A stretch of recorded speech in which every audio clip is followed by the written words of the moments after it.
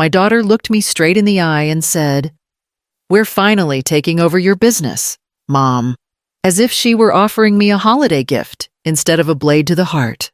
Rowan Montgomery stood beside her lawyer, chin lifted, smiling with the confidence of someone certain the world was about to rearrange itself in her favor. The story you are about to hear is a work of fiction created by the team of authors of the channel Her Tears, based on real-life situations to convey lessons about family, emotions, and human values. All characters and events are illustrative. I did not argue. I did not plead. I simply stood there. Eleonora Price, 71 years old, letting her words settle like cold ash. I had expected many things from Rowan over the years' distance.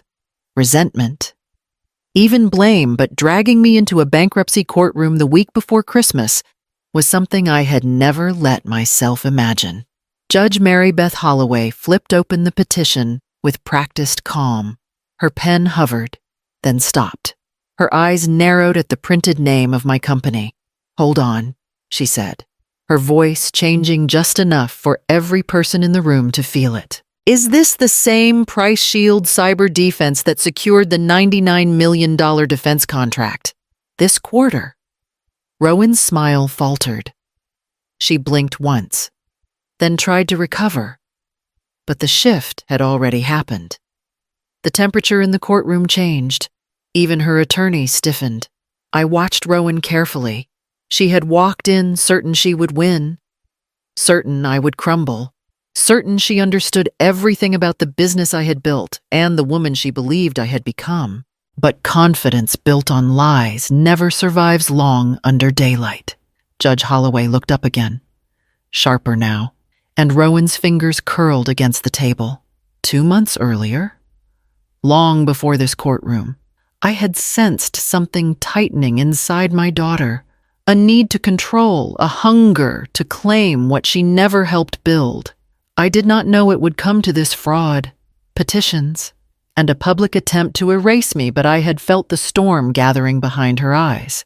And still, of all the seasons she could have chosen to break me, she chose Christmas. The one time of year I tried to keep soft. The judge waited. Rowan swallowed. And I finally wondered what had pushed my daughter to destroy my life on the eve of Christmas. I built Price Shield Cyber Defense the same way I built the rest of my life, quietly, steadily, with no one cheering from the sidelines. My name is Eleonora Price, 71 years old, widow for 14 years, and still the only person who believes fully in the company I started when everyone else dismissed it as a phase. Alexandria is a city shaped by uniforms and classified conversations. Living so close to the Pentagon meant opportunities for anyone willing to understand the language of defense work. I learned that language on my own. While other mothers joined book clubs, I spent nights studying early intrusion detection models with textbooks stacked around the garage James and I once used to store holiday decorations. James would come to the doorway and lean against the frame. "If anyone can build something out of nothing, it's you," he always said. He died 14 years ago, and every contract I fought for after that felt like a conversation cut short. Rowan never saw it that way. "Mom, you care more about codes than people." She used to snap. "I care about building stability for both of us." I would answer, "It still feels like you're choosing it over me." Her husband, Ethan Montgomery, kept his distance from our arguments.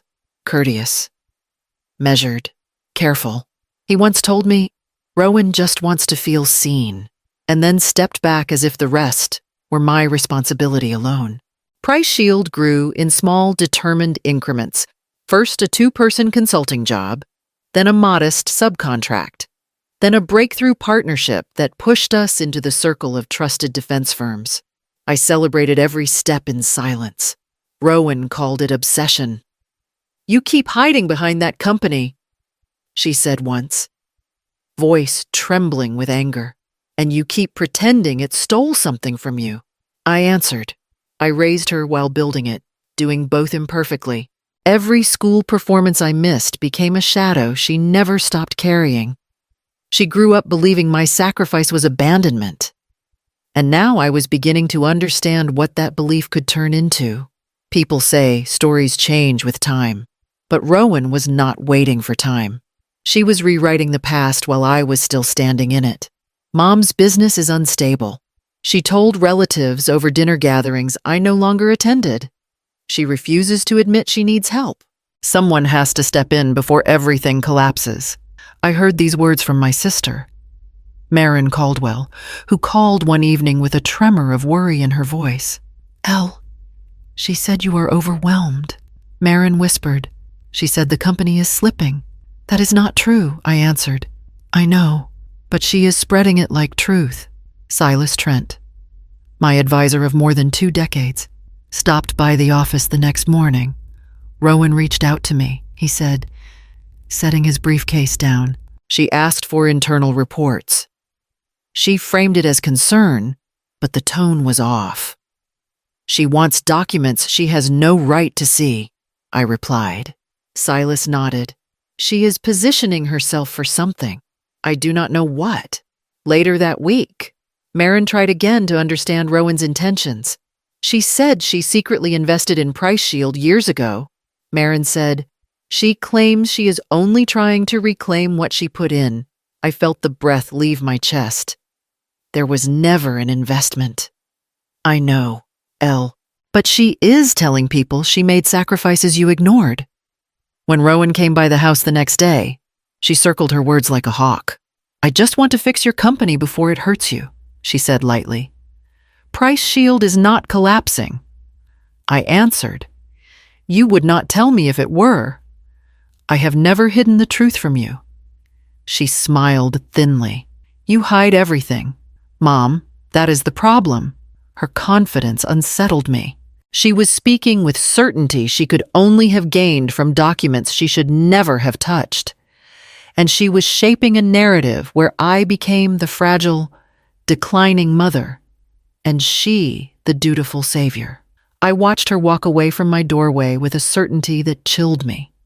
Whatever story she was building, she intended to make it real, and she intended to make it hers. The envelope looked ordinary white, thin, stamped like any other piece of mail.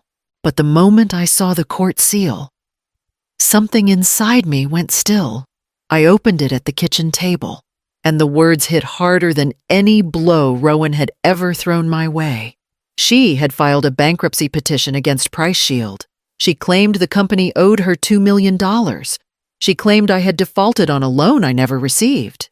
For a long moment, I stared at the page, the ink blurring as disbelief pulled tight across my chest. Then I called Harper Linwood, the attorney I trusted more than anyone in the legal world. She arrived within the hour, her expression sharpening as she flipped through the documents. "These signatures are wrong," Harper said. "Not just forged, carelessly forged.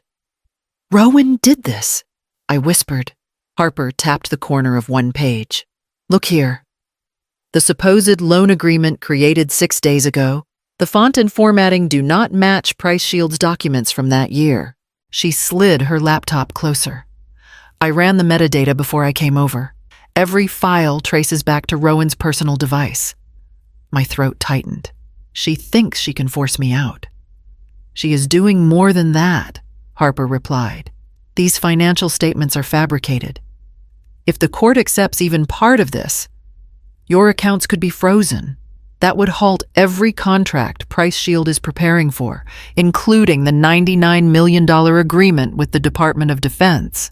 I gripped the edge of the table until my fingers ached. Losing the contract would cripple the company. Losing Rowan had already carved a wound I could not name. "She knows what that contract means," I said softly. "She knows," Harper answered. "And she still filed this." There was no confusion now. No misunderstanding to cling to. Rowan had crossed a line she could not uncross, and she had done it with confidence, as if the truth no longer mattered. Harper closed the folder gently. She did not do this alone. Someone helped her assemble these filings. We need to find out who.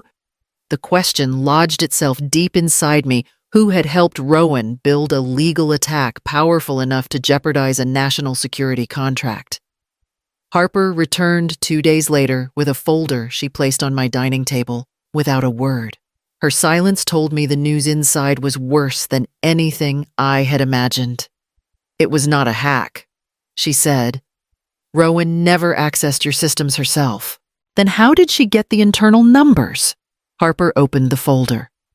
A junior accountant, Lydia Marsh. She sent Rowan preliminary financials in exchange for a bribe. The name hit me like a slap. Lydia was barely in her 20s. Eager, soft-spoken, grateful for her position. She told Rowan the company looked vulnerable. Harper continued. Rowan used that to build her narrative. I pressed my palms together. Rowan paid her several payments over the last 3 months. Harper said, small amounts, but consistent. Silas arrived not long after, his jaw tight. I spoke to someone who knows Rowan's in-laws. They say she is drowning financially. He listed it out bluntly, a failed boutique. Collectors calling daily. Pressure from her husband's family to prove she brings in real money. She is cornered. He said, and she sees your company as a way out. The words pulled a cold ache through my ribs. Harper added, Lydia said Rowan told her you owed her a life she never had. I closed my eyes. She believes that. She does. Harper said softly. Silas leaned forward. She is not thinking clearly. This is not strategy. This is desperation, and desperation with access to stolen information, Harper added, is dangerous. I sat back, the weight of it settling over me. I had spent decades building something strong enough to protect Rowan, only to realize she saw it as proof I had chosen the company over her. My intention had turned into her resentment. One brick at a time, Harper gathered the papers. We prepare for court. Rowan has already shown how far she will go. Whatever Rowan built from desperation, she was about to confront its consequences. Harper spread the documents across my office table as if preparing for a battlefield. These are the audited statements, she said. Here are the board minutes. And this is the Department of Defense communication. I have redacted the sensitive sections, but the authenticity is undeniable. She tapped each pile with calm precision. Rowan cannot dispute any of this. Silas entered with his laptop already open. I finished the forensic sweep, he said. Every forged signature can be traced back to Rowan's device. Timestamps, file origins, editing history, there is no ambiguity. I nodded, though the clarity gave me no comfort. She believes she can deny her way through anything. Not this, Silas replied. Not in front of a federal judge. Marin arrived shortly after, her face tight with worry. She placed a gentle hand on my arm. Love does not excuse destruction, she said. You cannot soften this for her. Not anymore. I swallowed hard. She is still my daughter, and you are still the one she is trying to ruin, as if summoned by our words. An email notification appeared on my phone. Rowan's name glowed on the screen. I opened it slowly. Mom. Stepping aside voluntarily will spare the family embarrassment. If you force this to court, the fallout will be on you. I read it aloud. Harper exhaled sharply. Silas muttered something under his breath. Marin shook her head. She thinks she deserves the company. She does. I said quietly, in her mind, she truly does. That realization settled over me heavier than the petition itself. Rowan no longer saw this as theft. She saw it as entitlement earned. Inevitable, unquestionable. As evening fell, Harper packed the files. Silas shut down his laptop. And Marin hugged me tight before leaving. I remained in the quiet office, hands resting on the documents that represented decades of my work and nearly all of my life. Tomorrow would be the hearing.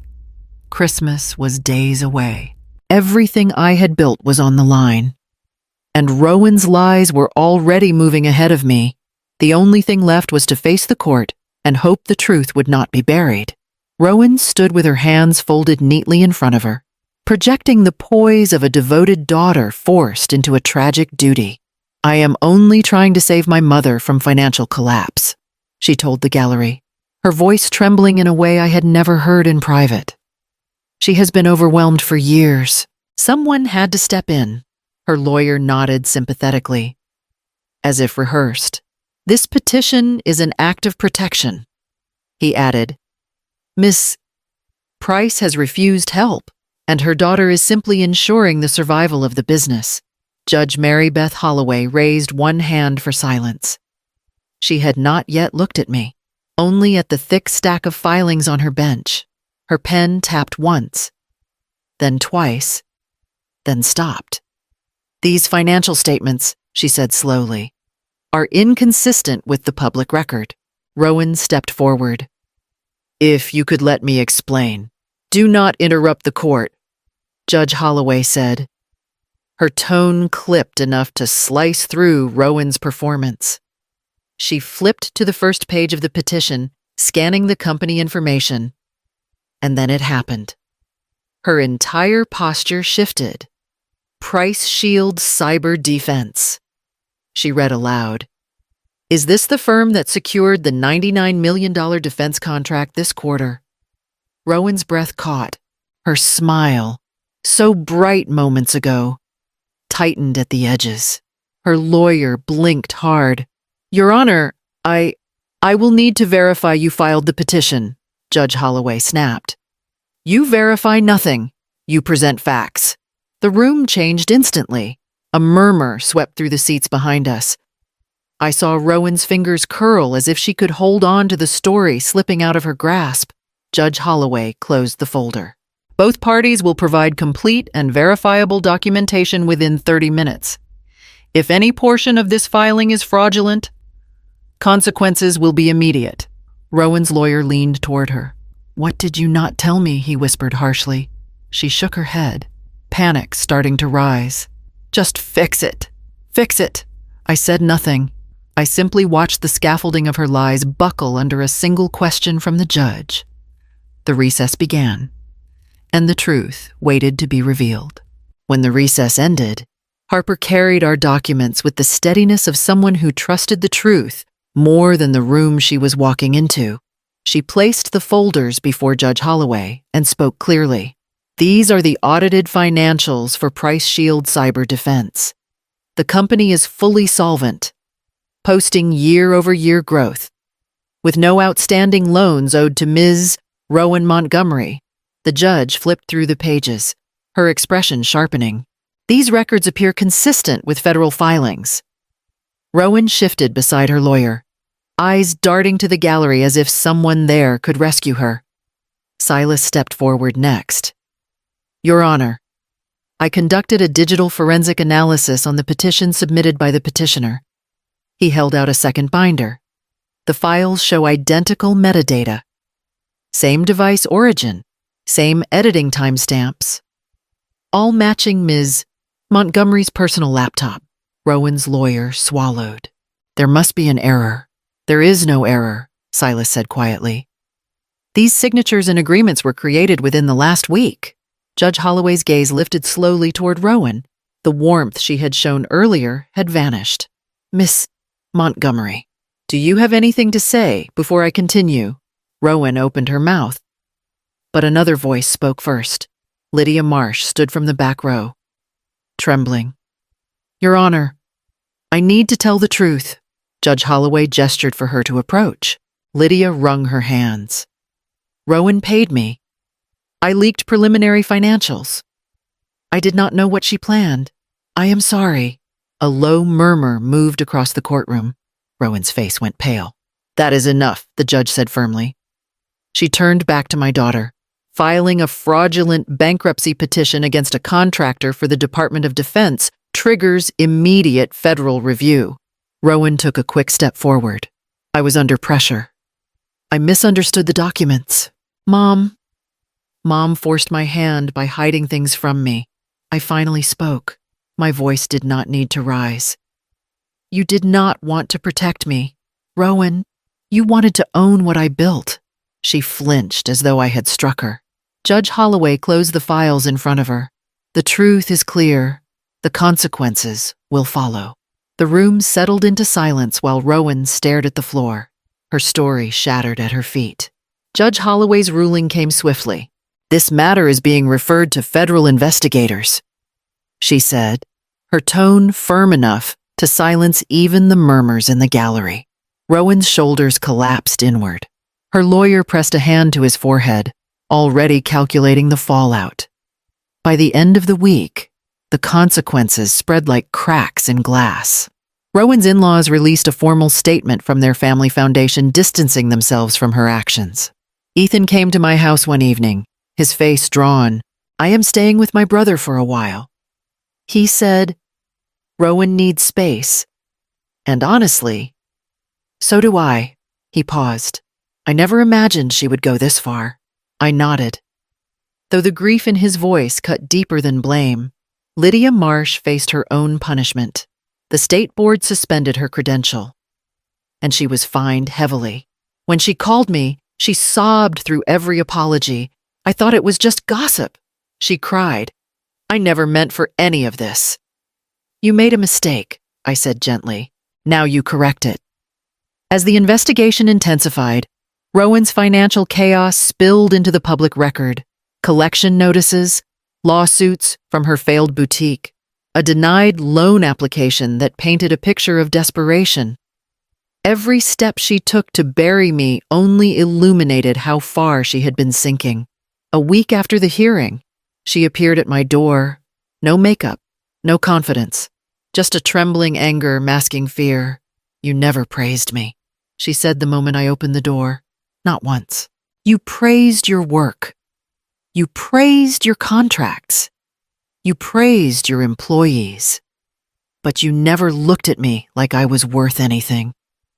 I let the words settle before I answered. "I spent years trying to keep us afloat after your father died. I was surviving. Rowan, I was not choosing the company over you. I was choosing a way to feed us both." She shook her head, tears sharp in her eyes. "You could have tried harder. And you could have chosen not to destroy me," I said quietly. She stepped back at that, stunned by the truth more than the tone.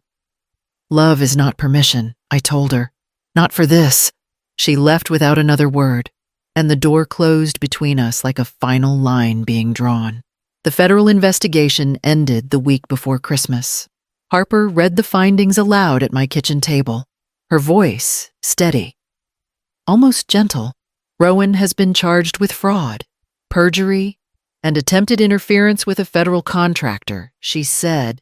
"She avoided prison, but the terms are severe."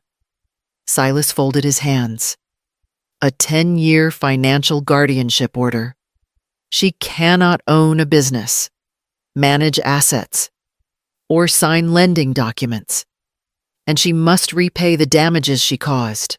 Marin exhaled softly. "It is exactly where she tried to hurt you." I nodded. It was not triumph I felt. It was something heavier, quieter. Rowan had aimed at the life I built with James's memory and my own hands. Now the punishment rested precisely in the territory she tried to steal. When the Department of Defense rollout papers arrived, I signed my name with a clarity I had not felt in months. "Price shield is ready," I told Harper. She smiled. "And so are you." Later that evening, I opened a new trust account for my grandchildren. A protected future, untouchable for 10 full years, untouchable by Rowan entirely. It was the first step I had taken in a long time that felt like pure creation instead of defense. On Christmas Eve, Marin, Silas, and Harper joined me for dinner. No grand decorations, no elaborate traditions, just warmth, steady conversation, and the sense that the ground beneath my feet was finally solid again. Silas raised his glass. "To what remains," he said, "to what grows from the truth." I answered.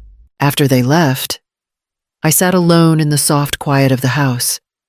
thinking of Rowan, not the woman who forged documents, but the child I once carried.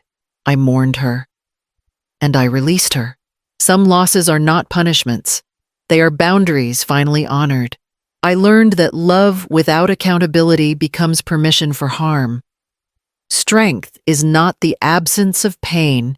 It is the decision to protect your life's work, even from someone you once believed you would protect forever.